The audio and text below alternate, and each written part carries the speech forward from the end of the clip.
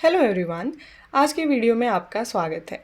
आज हम बात करने वाले हैं कि पावर पॉइंट में किस तरह से आप इमेज और टेक्स्ट को ओवरलैप कर सकते हैं। इसे कुछ जगह पे कटआउट इफेक्ट कहते हैं, इसीलिए मैंने वो नाम यहाँ पे इस्तेमाल किया है। अब इसके लिए लगेंगी हमें दो चीज़ें। पहली है इमेज और दूसरा है टेक्स्ट। तो इमेज में आप किसी भी तरह की इमेज ले सकते हैं, कोई भी कैरेक्टर या फिर किसी भी तरह की फ़ोटो जिसके साथ आपको एक टेक्स्ट लिखना है।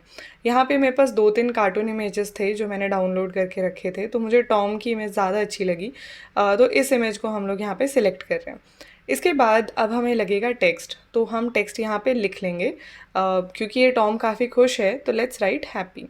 यहाँ पे आप किसी भी तरह की कैलीग्राफी साइज़ कुछ भी फ़िलहाल आप कैसे भी सिलेक्ट कर सकते हैं।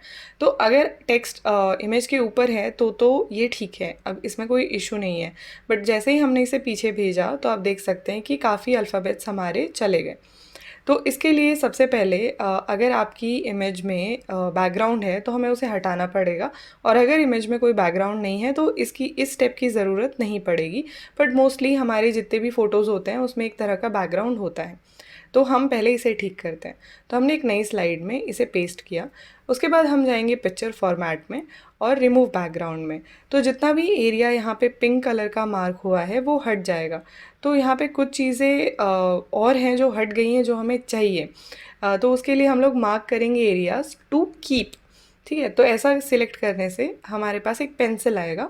उस पेंसिल को आप जहाँ जहाँ पे ड्रॉ करेंगे वो पिंक कलर वहाँ से हट जाएगा, और जो इमेज का ओरिजिनल कलर था वो यहाँ पे वापस आ जाएगा।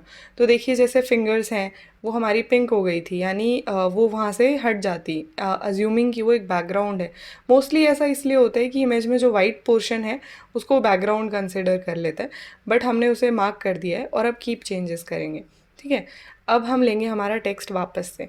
तो हम टेक्स्ट को कॉपी करेंगे और फिर हम यहाँ पे पेस्ट करेंगे। तो क्योंकि हम पेस्ट कर रहे हैं बाद में तो ये इसके ऊपर आएगा। यहाँ तो ठीक है, बट जब हम सेंड बैक करेंगे तो अब देखिए यहाँ पे हमारे कुछ अल्फ़ाबेट्स वापस आ गए हैं। तो अगर हम लोग इस तरह से इस्तेमाल कर रहे हैं कि हमारा टेक्स्ट समझ में आ रहा है तो ठीक है। तो आप रिमूव बैकग्राउंड के बाद रुक सकते हैं।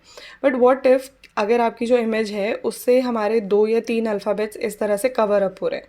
ठीक है, तो यहाँ पे ये तो हैप्पी काफ़ी ऑब्वियस है, बट व्हाट इफ़ आपको कुछ और इफ़ेक्ट चाहिए यहाँ पे।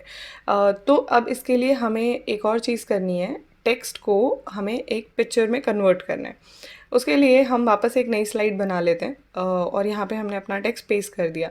अब आपको जो भी चेंजेस करने हैं, स्पेसिंग, कैलीग्राफी, आप वो यहाँ पे कर लीजिए। उसके बाद इंसर्ट शेप्स में जाके हम एक रेक्टेंगल इंसर्ट करेंगे जो इस टेक्स्ट को कवर करेगा। उसके बाद हम इन दोनों को सिलेक्ट करेंगे और उसके बाद हम शेप फॉर्मेट में जाके मर्ज शेप्स में जाके उन्हें इंटरसेक्ट करेंगे। ऐसा करने से हमारा जो टेक्स्ट था अब वो पिक्चर में कन्वर्ट हो गया है। हमने इस पे काफ़ी बात की है हमारे पिछले वीडियो में, जहाँ से मुझे एक्चुअली ये आइडिया आया था। तो अब हमारे पास है दो टेक्स्ट। हमने यहाँ पे हैप्पी को कॉपी कर लिया है। तो पहला ब्लैक है तो दूसरे में मैं क्या कर रही हूँ, वाइट फिल कर रही हूँ, और उसके साथ हम अब ये पूरा गायब ही हो गया है तो अब हम एक ब्लैक आउटलाइन रखेंगे। ठीक है, तो अब ये हो गई दो चीज़ें। अब लेट्स क्लब देम। तो सबसे पहले हम एक नई स्लाइड ही बना लेते हैं। हालांकि आप ये सब एक स्लाइड में कर सकते हैं, but just to remember the steps मैंने यहाँ पे 3 स्लाइड बनाई है। सबसे पहले लेंगे हम हमारा पहला पिक्चर जो कि है हैप्पी, और उसे पेस्ट करेंगे। अब क्योंकि ये एक नॉर्मल पिक्चर है तो आप इस तरह से ड्रैग करके इसका डायमेंशंस थोड़ा बहुत चेंज कर सकते हैं। ठीक है, तो यहाँ पे मैंने इस तरह से इसे रखा है। उसके बाद हम वो पिक्चर लेंगे जिसमें बैकग्राउंड नहीं है और उसे कॉपी करके यहाँ पे पेस्ट करेंगे। ठीक है, तो इसको आप कहीं पे भी पोजीशन कर सकते हैं, मैं सेंटर में ही पोजीशन कर रही हूँ फ़िलहाल। अब हम लेंगे वो हैप्पी जो वाइट कलर का है, इसको कॉपी करेंगे और यहाँ पे पेस्ट करेंगे। अब क्योंकि हमने ब्लैक वाले के डायमेंशंस थोड़े बहुत चेंज किए थे तो हमें इसे भी उसी तरह से ओवरलैप करना होगा। बट इम्पॉर्टेंट पॉइंट इज़ कि हमारा इसका शेप फिल वाइट कलर का है, तो परफेक्ट ओवरलैप करने से हमारा पीछे वाला पूरा ही गायब हो जाएगा।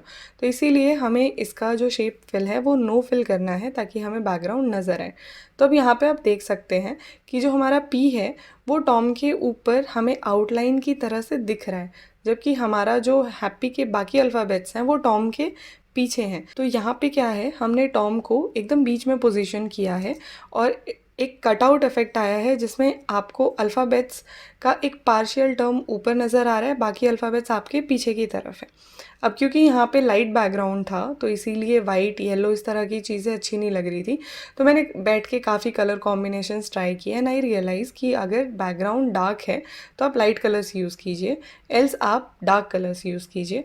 और इस तरह के फ्लोरेसेंट कलर्स तो अच्छे ही लगते हैं, तो वो भी चलेगा। जैसे मान लीजिए आपकी वाइट स्लाइड नहीं है और आपकी स्लाइड में कोई डिज़ाइन पैटर्न है जैसे ये वाला, तो यहाँ पे येलो कलर बहुत अच्छा लग रहा था मुझे, और इसकी जगह जब वाइट बैकग्राउंड था तब वहाँ पे ब्लैक के साथ जो कॉम्बिनेशंस थे वो ज़्यादा अच्छे लग रहे थे। ठीक है, तो यहाँ पे अगर हम लोग एक रिविज़न करें तो हमारे पास यहाँ पे दो चीज़ें हैं, और हमें 3 स्टेप मिलेंगे। तो दो चीज़ों में है हमारे पास, एक फ़ोटो और दूसरा है टेक्स्ट। तो पहले हमें फ़ोटो का बैकग्राउंड हटाना है, उसके बाद हमें टेक्स्ट को एक पिक्चर में कन्वर्ट करना है, और फिर हमें उन्हें इस तरह से ओवरलैप करना है कि आपका कटआउट इफ़ेक्ट आए। एंड ऑब्वियसली अगर बैकग्राउंड लाइट है तो आप डार्क कलर्स लीजिए, और डार्क बैकग्राउंड है तो आप लाइट कलर्स लीजिए। बस आज के वीडियो में हमारी तरफ से इतना ही। मिलते हैं आपसे नेक्स्ट वीडियो में, तब तक के लिए all the best and keep exploring PowerPoint presentation. Bye bye.